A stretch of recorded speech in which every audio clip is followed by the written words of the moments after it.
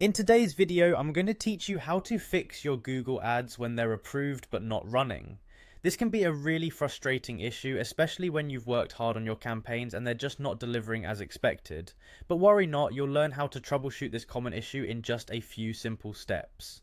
To get started, you'll want to head over to the Google Ads website. This is the main hub where you manage all your advertising campaigns, so it's the best place to begin our investigation.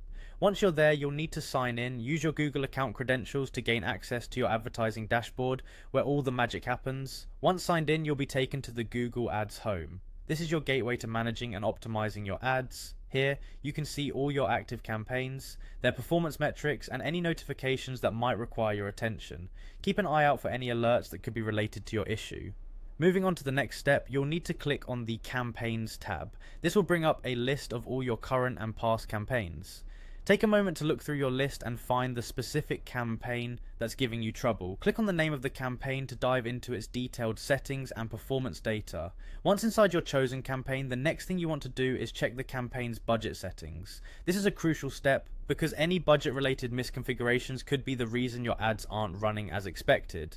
To do this, click on the Budget tab. After accessing the budget section, check your daily budget settings. Make sure your daily budget isn't too low, as this can severely limit your ad's potential to run. If you find that your budget settings are too restrictive, consider raising your daily budget to match your advertising goals and better accommodate your campaign needs. Checking your budget settings is important, but don't stop there. You should also consider looking at your bid strategy. Ensure that your strategy aligns with your campaign goals and is competitive enough in the market. Misaligned strategies can impact ad delivery, so it's crucial to tailor them according to what you're trying to achieve.